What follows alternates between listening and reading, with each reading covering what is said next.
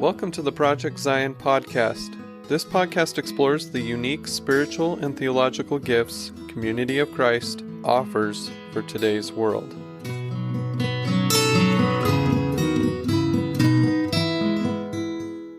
Welcome to the 32nd episode of Coffee Buzz, a podcast conversation with a member of Community of Christ First Presidency. My name is Linda Booth, and if you don't know me, I'm a retired Community of Christ apostle, having served nearly 22 years in that role and as the church's director of communication for nearly 23 years. Today, I'm talking with a good friend and colleague, Stassi Cramm. Stassi wears many hats, as many of you know, including as a member of the First Presidency and a counselor to Prophet President Steve Easy, and as the church's presiding bishop. Welcome, friend. Last time we had a Coffee Buzz conversation, you shared the really good news that your daughter Shannon was expecting twins, a boy and a girl. And today you have really great news to share with Coffee Buzz listeners about the babies. Yes, I do. I have really good news to share in that both babies have arrived and are now actually safely at home. And we just got news a few minutes ago that our granddaughter, who was the first one born, is a little over 6 pounds now. And our grandson is getting close to 7 or a little bit over 7. So that's amazing. I do have to say it's been a very difficult month or so. So although the outcome is looking bright now, it was kind of tough. The doctors decided that around the 34 and a half week point in Shannon's pregnancy, that the twins would be safer outside of mama than inside. They tried to induce, and that didn't go well for the twins. So they ended up doing a C-section.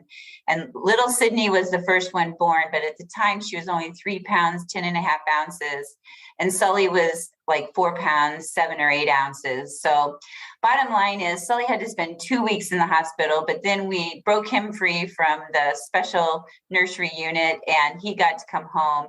But Sid spent another 3 weeks, so a total of 5 weeks. And we were just so grateful to the hospital staff. They were truly a blessing as they cared for the babies when we couldn't. Only mom and dad were able to be in the nursery, so we didn't get to visit them. But last week is when Sid came home and reunited with Sully, and we got to meet her, and they are just so much fun. It's fabulous. And Linda, I know you know, but we have made our second home in Boston, and we are living now closer, and we just look forward to watching these babies grow. It's amazing. I know it is. And I love the twins' name. So it's Sydney, and you call her Sid. And the beautiful little baby boy is Sullivan, which is I love that name. And you call him Sully. So that's so amazing. Congratulations to all of you. Do you have any idea what you want Sid and Sully to call you when they learn to talk? You know, I really don't know. I've talked a lot about this to Kevin's mom, to my daughter's mother-in-law, and we both agree that we really don't like the word granny. We don't feel like that we are old enough to qualify as grannies. I think in this tech world of email and e-tithing, we tend to use the acronyms GMA and GPA when we're texting and stuff, but I don't know if those will actually come out as names. Our daughter always refers to us as the parentals. So as we've been signing cards or leaving notes, we've been signing them the grand parentals. And our kids, Shannon and Spencer, call Steve Pops or Papa. And so I found a t-shirt and a sweatshirt that said Grand Pops. And so I had to get both of those for him. So I don't know for sure what we'll be called, but what I do know is I love this new role that we're living into. Yes, good for you. I'm so pleased. And I'm so thankful that you are living close enough that you're able to really participate in their daily lives and be there when your kids need you. So that's fabulous. Stassi, recently the presiding bishop released the June 2022 financial update. And I encourage listeners to check it out on Community of Christ's website. And Stassi and I will be having a conversation about that report, which had good news and interesting news and all kinds of news. So let's start with a recap of the 2021 financials. Earlier this year, the presiding bishopric estimated that the 2021 worldwide mission tithes would be $12,440,000. With inflation and the pandemic impacts around the world, you might have expected to not achieve that amount. Were there any surprises with the final amount for worldwide mission tithes? Yeah, so as you said, there's been a lot going on, and almost every year there's a few surprises. We fret over what to project and what to announce and when to announce it. And so in 2021, we set a range with the minimum needed to meet the budget at the bottom of that range. It's always so humbling and exciting when the church is able to respond beyond the minimum side of the range.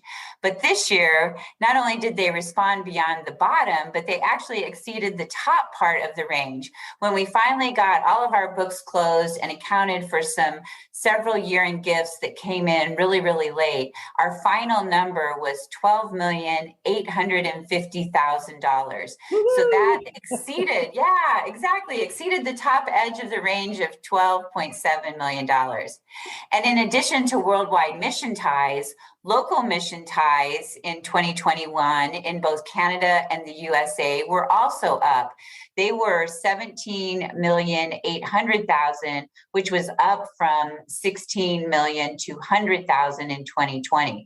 So for both local mission tithes to be that high and for worldwide mission tithes to have done so well, we were truly amazed and grateful beyond words. The generosity of Community of Christ friends and members never ceases to surprise us. We do know that we are living in economic uncertainty and significant inflation rates right now around the world. We know this impacts the personal budgets of our members and friends. So we really don't take lightly our request for the church's support of local and worldwide mission budgets.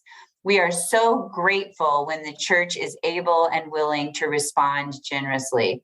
So to everyone who's listening, who supported local and or worldwide mission tithes in 2021, you made these numbers happen.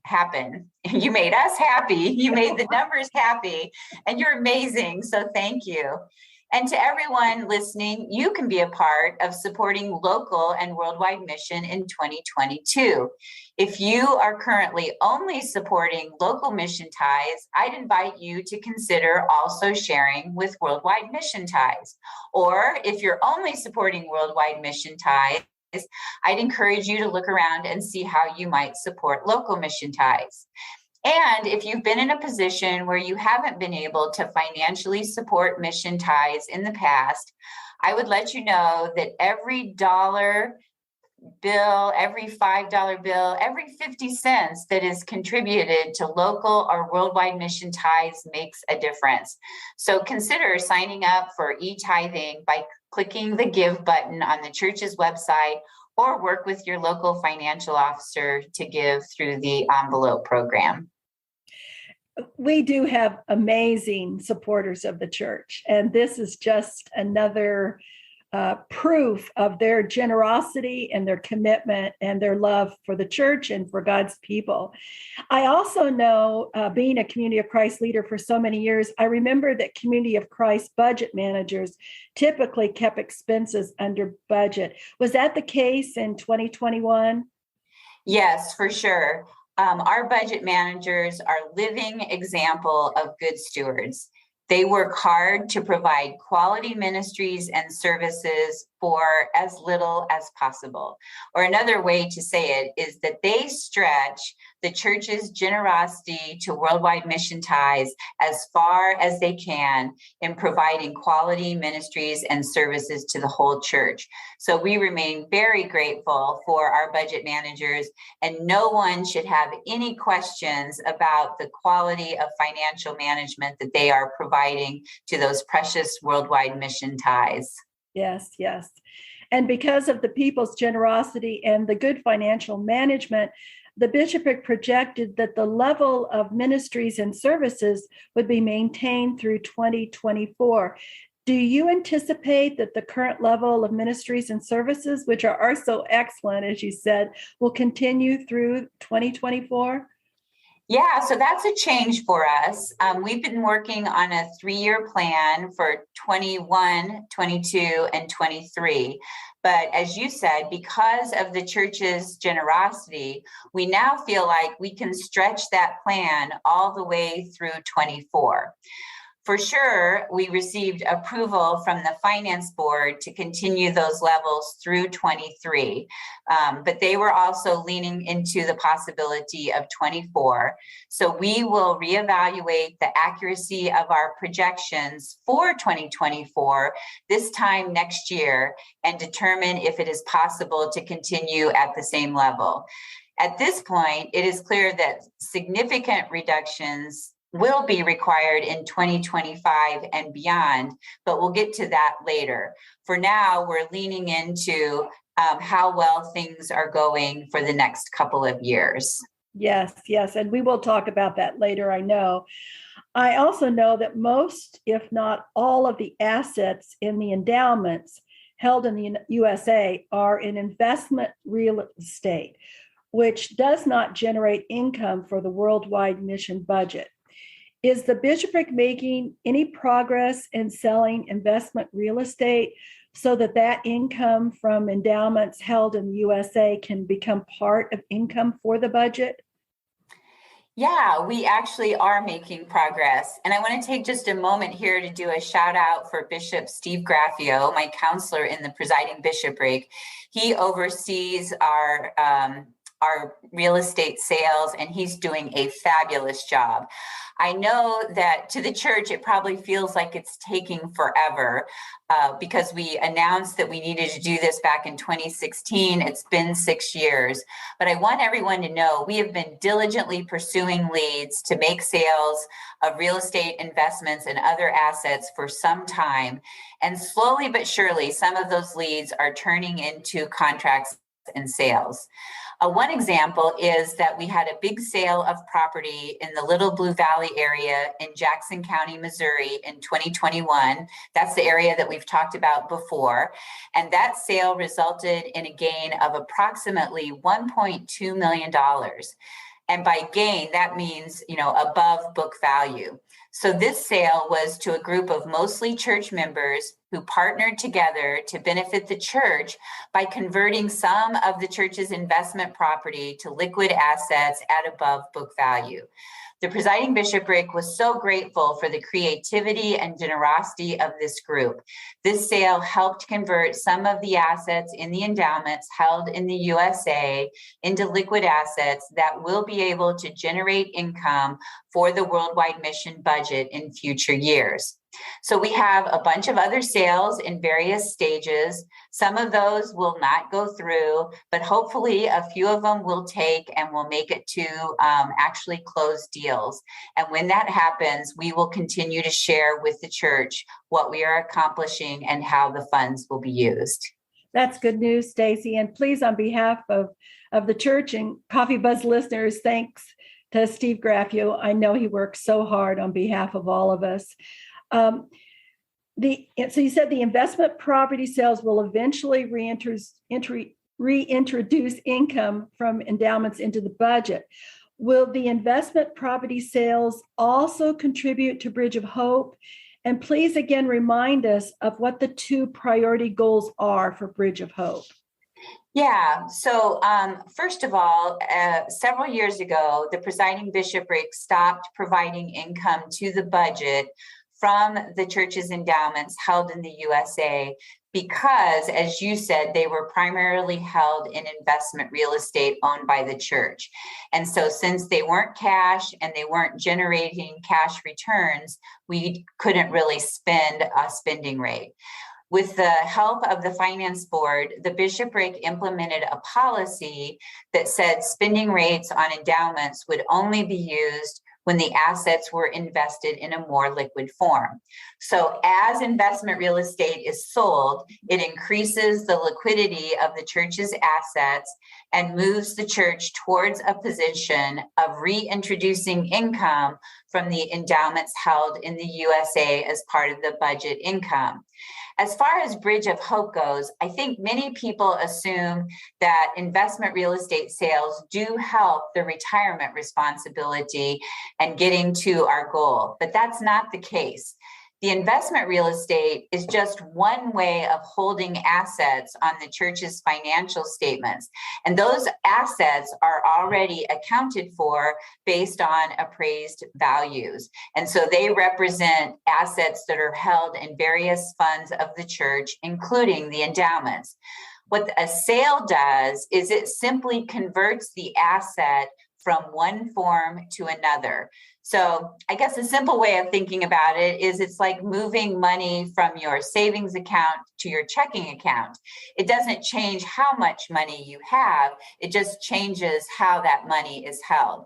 In our case, we use the term asset. It changes real estate into more liquid assets of market shares. So it does help the second goal of Bridge of Hope, which is strengthening and growing the endowments, but it does not help the first goal of meeting the retirement responsibility. Thanks for explaining that, Stassi. I know the Bridge of Hope goals are the joint commitment of the presiding bishop and the Council of 12 Apostles. And I know the overall goal is to raise $120 million by the 1st of January, 2024. Please share any progress to reach the first Bridge of Hope goal, and that's to fund the church's retirement responsibility. Yeah, so I'm pleased to report that as of 31 December 2021, the church had raised $96.9 million towards that $120 million goal. To help make progress towards the overall goal, the Council of 12 Apostles and presiding bishopric committed to targets that represented what each would raise to fund the retirement responsibility. We've shared in some other reports that the presiding bishopric has now exceeded our target, and that continues to, and we continue to add some funds each year, primarily through individual contributions. As of 31 December, the bishopric had actually exceeded our target by $7 million. The commitment of the Council of 12 is that they're also going to all achieve their target by 1 January 2024, or they will ask the presiding bishopric to borrow the remaining funds needed from that field's investment accounts to achieve the field's goals. So at this point, we actually expect to have over $127 million by January 2024 to fund the retirement responsibility. And we hope that we get to that number without having to borrow very much from investment accounts. And that's good because the $120 million was just an estimate of what would be needed. And with inflation and the economy as it is, having a little bit more puts us in a stronger position. Yes, that's good. Also, tell us about progress being made to reach the second Bridge of Hope goal. You spoke about it a little bit, to build up the endowments. Yeah, so through designated contributions, bequests, and earnings, church endowments are continuing to grow. In 2021, the temple endowment increased by over $5.6 million. So that's pretty good considering the progress we were also making towards the retirement responsibility. And the worldwide mission endowment increased by over $700,000. Since we in the presiding bishopric have exceeded our retirement responsibility target, we are focusing, undesignated bequests, as well as any future possible sale of historic assets towards growing the endowments. Once the retirement responsibility targets are met in the fields, then the use of net proceeds from the fields for the world church portion will also shift to growing the endowments. Stassi, the June 2022 financial update also reported on minimum balances on investment accounts. And I know congregations and mission centers are interested in that information. Please explain to our listeners about minimum balances and progress being made there. Yeah.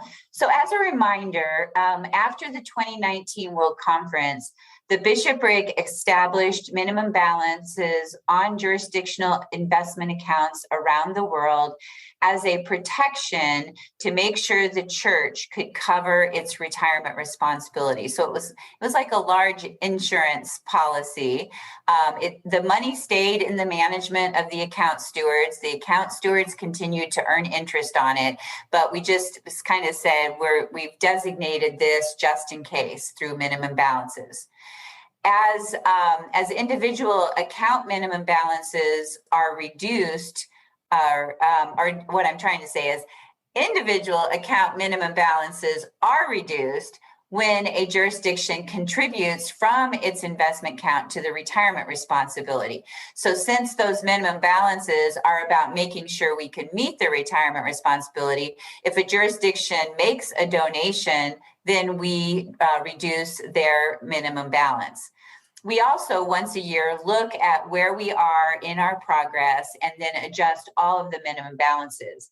We're really excited to report that as of April 30th of this year, the Central and South America field is the first field in the Council of 12, led by Apostle Carlos Enrique Mejia, that has actually exceeded their target for the retirement responsibility by around $10,000. So since they reached their target, the minimum balances for the accounts in that area of the church have been removed.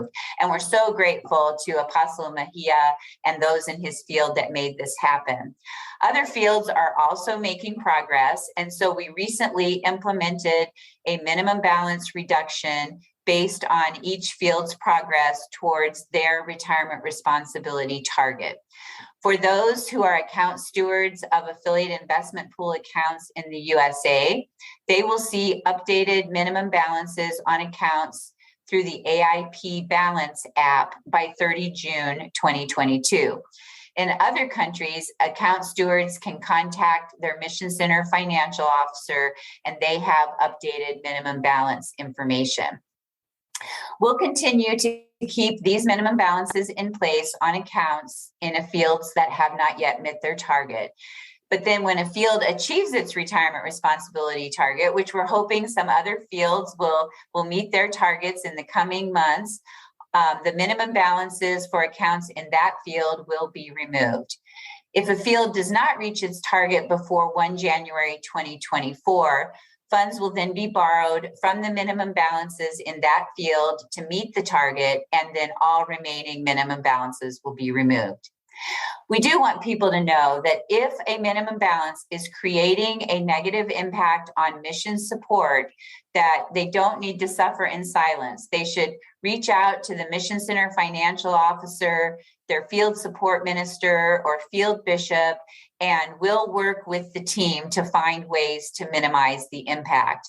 The presiding bishopric is very committed to limiting the negative mission impact of minimum balances as much as we are able. And we've made several adjustments along the way to keep mission happening around the world. Well, you have all worked so hard, the presiding bishopric and all the apostles and so many others, Mission Center presidents and financial officers. I really am appreciative of what you've done and the results that you're getting. Yeah, thanks, Linda. It is a team effort, and we're grateful for everyone's efforts. So thank you. Absolutely. The June 2022 financial update also shared some exciting news about the opening of the temple complex and historic sites to visitors and tours. The update introduced tour fees. And could you tell us why those tour fees were introduced and their potential impact on the budget? Yeah. So after 2 years due to the pandemic, we are excited to be opening the temple complex and historic sites for tours. In some ways, it's a soft opening because we know the world is still a little bit timid with COVID still raging in many places. The historic sites has preservation fees They've done that in the past and will continue to do that. Those are obviously designed to help preserve the sites and to offset the expense and maintenance needs of people moving in and through the sites. This year, the church is introducing tour fees for non-member groups who wish to tour the temple.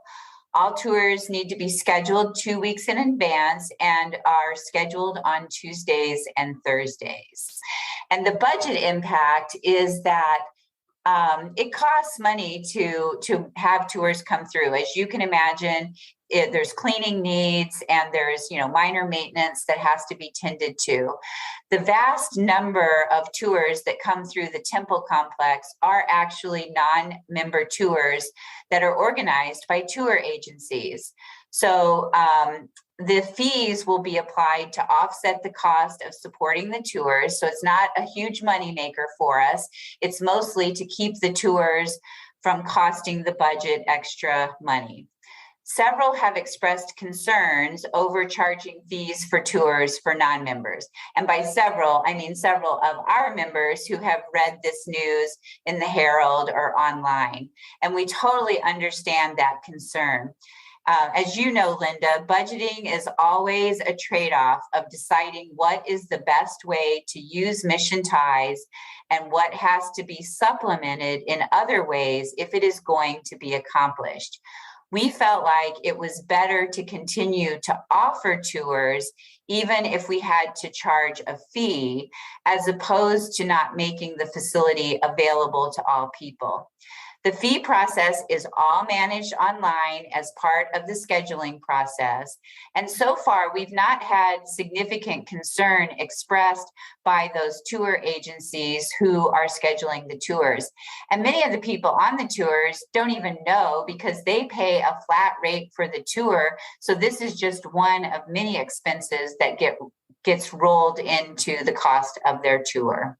Yes, I think that's a good move on the church's part. The 2022 financial update also talked about trends and what the future holds for contributions to worldwide mission ties. And on May 26, when the World Church Finance Board met virtually, they approved the proposed 2023 worldwide mission budget assumptions that will be used in the budget planning process. What are those assumptions, and what were the presented strategies to mitigate the anticipated decline in worldwide mission ties contributions? Yeah, so let's start a little bit with the trends. I know we've talked about the trends in the past, and I think in the June 2021 report, which was a year ago, we provided a lot of details about those trends. In some ways, the trends have not changed much by a year. What has happened is our average age has gone up by a year. Although worldwide mission ties were up a bit in 2021, all projections indicate the ongoing declining trend of contributors to mission ties will continue in the coming years, unless there's something significant that we can do to alter its course. And so far, we haven't found that. For instance, contributors to worldwide mission ties decreased by about 1,000 contributors in 2021. We went from 7,600 in 2020 to 6,600 in 21. That's really a small number, and it's probably half of the number of contributors that we had 20 years ago. Additionally, the average age of contributors continues to increase. So what we can say is those who are giving continue to increase in how they are financially supporting the church, but those who are financially supporting the church are also continuing to get older. And those who contributed to worldwide mission ties are amazingly generous, well into their 80s and 90s. So leaders continue to explore how to connect with contributors under 50. We know that we have people out there under 50 who are very passionate about the church's mission. We need to find ways to connect with their passion for mission and their financial capacity to support mission. Many people under 50 don't seem to be motivated to provide generic financial support through mission ties. To gain more understanding of how to connect with them, a survey primarily focused on people who are at least historically connected with Community of Christ and under 50 years old was accomplished in May. We are currently anxiously awaiting the result of the survey from the consultant who was supporting the data collection and analysis. I know there won't be any absolute answers in there, but we're hoping we'll have some clues. Perhaps some of your listeners to this podcast also have some ideas or suggestions. So I hope they know that they are always invited to share ideas with the presiding bishopric through email or any other means on ways that we might be able to create opportunities for people to financially support the church's mission. The church's ability to continue to support worldwide mission into the future is directly connected with what financial support will be made available by those passionate about the church's mission who may not be financially supporting that mission today. I have to confess, I'm a bit perplexed by this challenge that we face in establishing new contributors. And certainly in my tenure as presiding bishop, we have not really made a dent or, changed the trend, the downward trend at all. But I remain hopeful that if we continue to work together, that we'll find a way to solve it. So we talked about that a lot at the World Church Finance Board because we realize it's going to take all of us prayerfully discerning together to discover the best way to support mission financially in the future. In the meantime, the World Church Finance Board did approve our budget assumptions for the 2023 budget planning process. We will be planning around worldwide mission ties being at 11.5 million on the minimum side for 2023.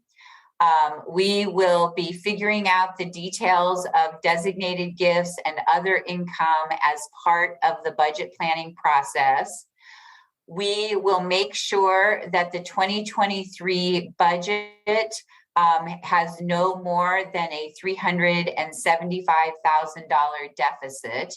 That may sound scary that we're budgeting with a deficit, but as a reminder, our plan said that we had surplus 21 and 22 so that we could use that surplus to cover deficits in 23 and hopefully 24. And lastly, the Finance Board agreed to the planning assumption that we would use 5% as the inflation rate to increase our expenses. We did share some strategies that we are pursuing to implement in anticipation of declining mission ties. So let me summarize those 6 strategies just real quickly. One we've already talked about, and that's selling investment real estate at or above book value so that the endowments can start providing a spending rate. The second is growing our endowments. And as I mentioned earlier, we are focusing undesignated bequest as well as the possible future sale of historic assets to grow our endowments. And then once the retirement responsibility is met, we'll be looking to use some of the net proceeds for the endowments as well. The third is that we're implementing charging fees for services to cover positions that provide critical administrative support to the field. We started that in 22, and we're grateful for the field's understanding of the need to provide coverage for risk and legal and fiscal services. The fourth is the charging fees for tours, which we just talked about. The fifth is as we move into the future, we are likely going to have to start charging more for resources that have historically been provided for free. And I know that feels very disappointing to people, but again, the trade-off is Do we stop providing resources because we are having to give up staff at some point? Or do we charge for those resources so that we make sure that we have the money necessary to continue to creating resources? And our sixth strategy is that we're exploring the feasibility of partnering with others to use the auditorium in more significant ways as an event or office center.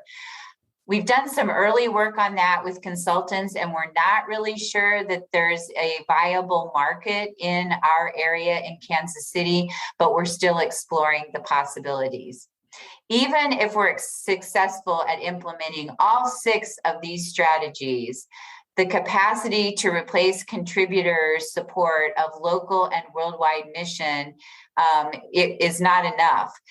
In the future, we collectively will still need to fund mission through the generosity of the body. And so that's why if mission ties is not the mechanism that motivates people to financially support mission, we're going to have to find other ways to connect with future contributors. We know there's capacity out there. We know that there are people who love the church and who, have financial capacity. We just have to find the way to bring those two things together. Yes, Stassi, as you talked, a question came to mind, and honestly, what do you and the First Presidency and the bishopric anticipate the future beyond 2024? Are there some realities that the church needs to face with you? Yeah. So as I was just talking about, the church's current generosity in the near term is really good. And because of what they're doing right now, we feel pretty good about 23 and hopefully 2024.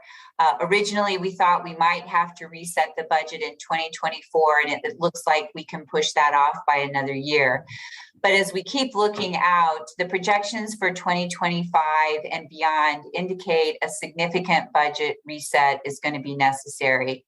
And that's based on the assumption that that the church will be unable to alter the current decline in mission ties through loss of contributors, and that two, the level of other income will be increased only slightly, but not enough to compensate for the loss of mission ties, and that we won't find that other way to connect with contributors to, increase income through contributions. And the third is that we try to do 3-year planning cycles so that there's some level of stability. So we assume that if we have to make reductions in 25, that leaders and the finance board will want to implement a sustainable budget level that will last for at least 3 years through 27. So that means it's not just enough to cut what we need in 25, we have to cut what it will take to get through 3 years. As I've said in the past, we would say that the financial circumstances of the world church in the next few years are hopeful. So it's hard because I want to celebrate what's happening in the moment. And yet at the same time, I want to be crystal clear to the church that in the not too distant future, we are looking at significant changes to what we may be able to provide in worldwide ministries and services.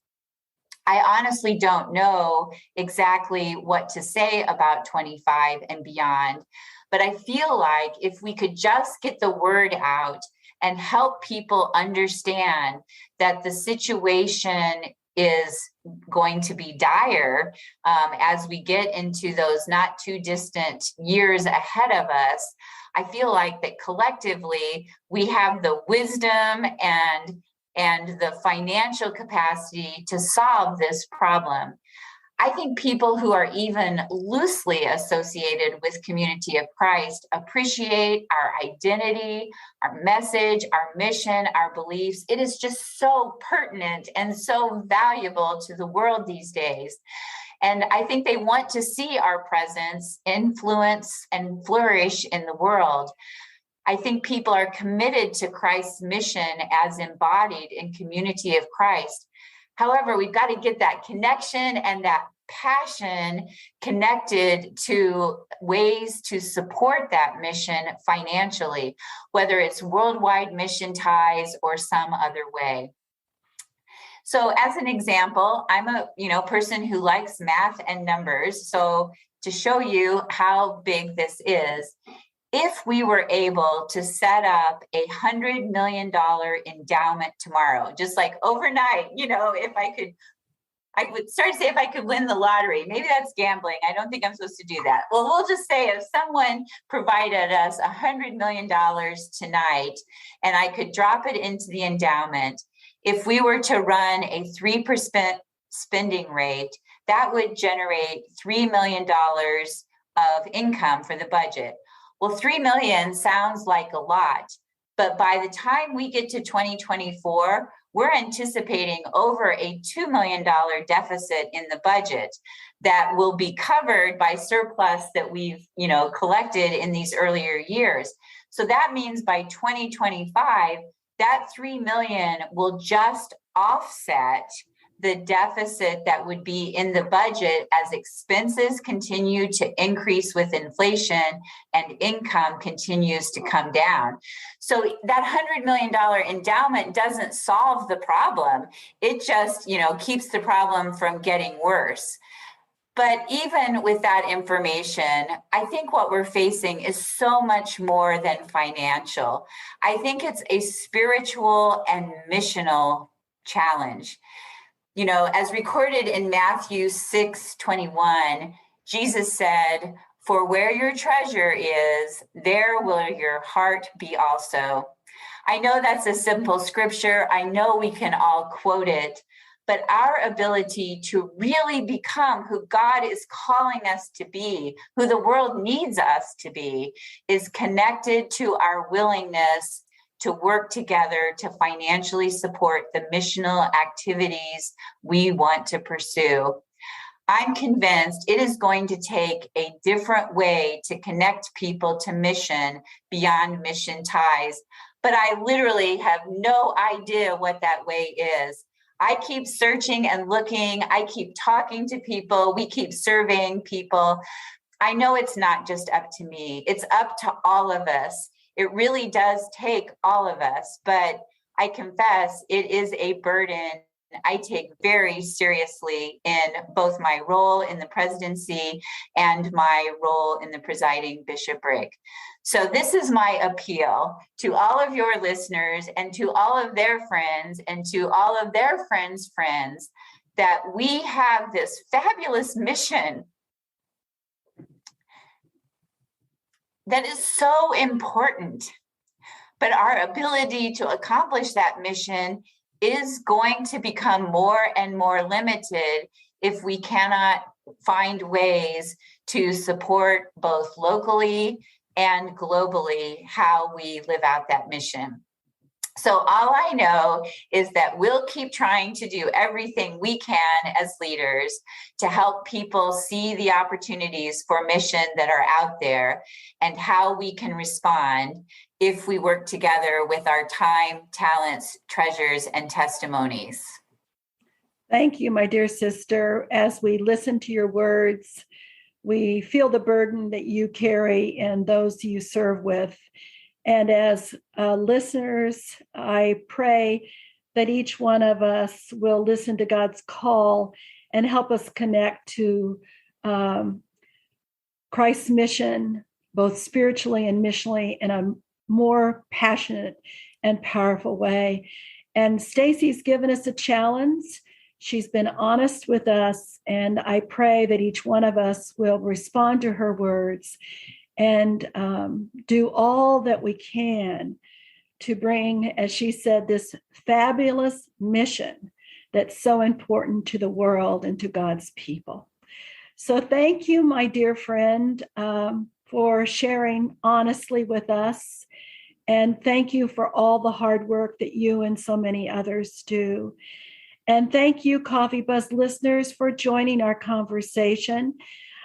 Please watch for next month's episode of Coffee Buzz I'll be having a conversation with Scott Murphy, a member of the First Presidency and Director of Field Ministries.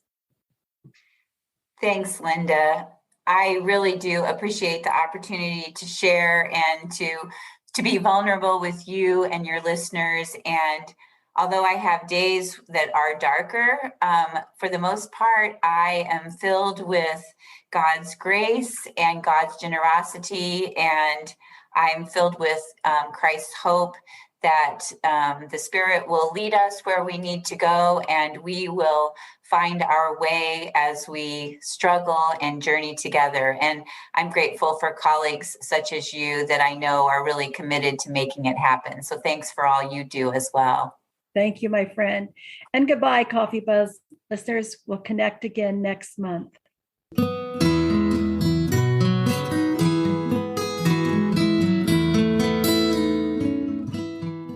Thanks for listening to Project Zion Podcast.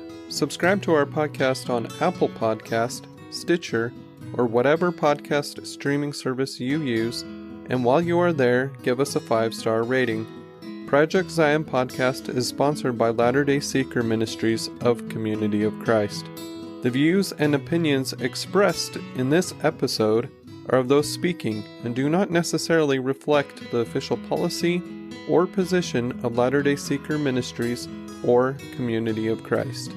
The music has been graciously provided by Dave Hines.